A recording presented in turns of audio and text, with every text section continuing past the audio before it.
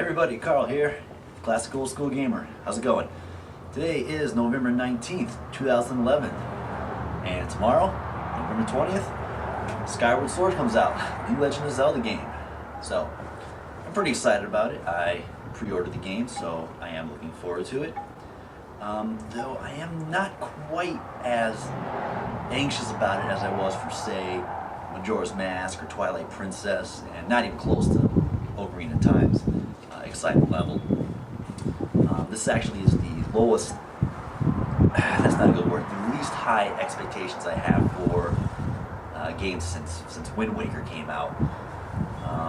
Now, I've actually been out of the loop on Skyward Sword since that demo came out where Shiggy had the trouble with the controls. I intentionally cut myself off from any sort of news or rumors or anything about the game because I want to be surprised when I play it. But just from that little bit, and I know it's difficult to really form a good opinion off of like 3 minutes worth of a demo shown last year sometime. You can't really judge a game based off of that, but the little bit they did show, I gotta say I really wasn't that impressed. I found it kind of lackluster, and it wasn't just because the controls were screwing up.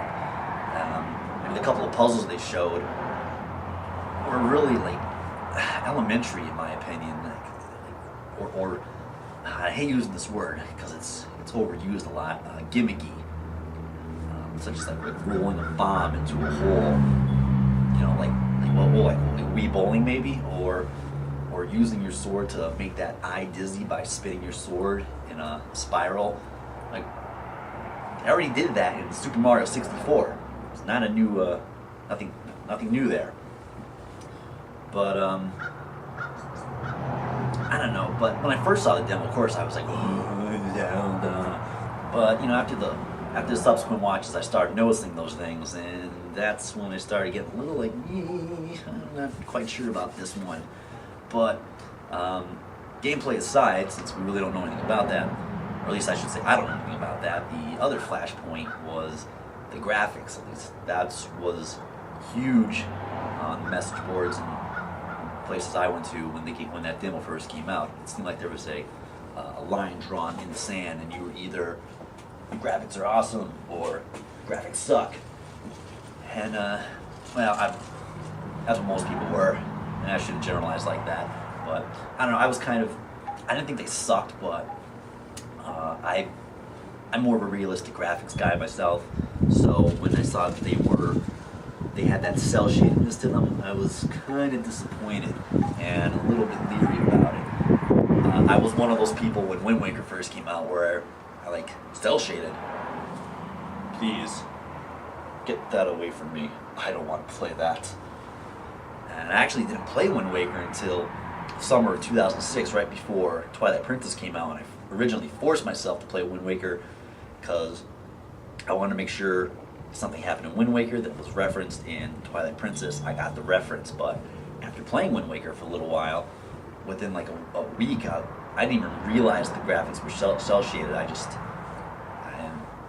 It didn't bother me anymore, and I actually came to appreciate and even really like the graphics and the cell shaded graphics and the artistic style. I think it's great now.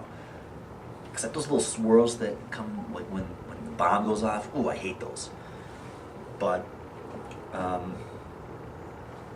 so that was kind of the same thing I got when I saw the demo, and the graphics weren't completely realistic, and they had that impressionistic, not quite cel shaded, not quite realistic graphics. I was like, ooh, because in my opinion, cel shaded graphics, like no matter what they do, they can never ever reach that level of grittiness or edginess that realistic graphics can.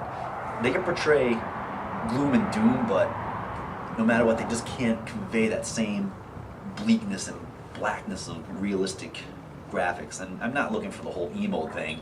Just, you know, I just find that cel shaded can't do that. It can't pull it off. At least can't pull it off that good. Like, it's too crisp, it's too bright, it's too colorful to have that type of edginess and grittiness. So I'm worried that, you know, I consider that a limit or a weakness, and it's a little bothering to me that Skyward Sword is coming out of the gate with that limit. So, so we'll see about that. But I went to Wind Waker with low expectations and was completely blown away, very pleasantly surprised, and hopefully the same thing happens with Skyward Sword.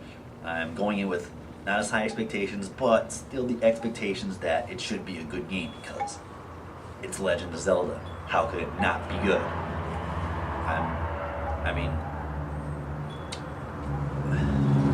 I thought I've yet to play a main console game that I haven't liked.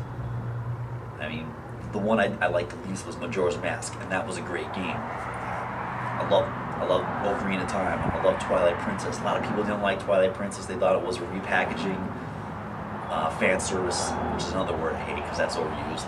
A repackaging fan service of Ocarina of Time. I don't know. I thought it was good. I thought it had a good story, good character development, good plot, and an all-over good game, and really, really fun. So hopefully Skyward Sword does the same thing. It has graphics the graphics are, I'm sure they'll grow on me. They may not. We'll see.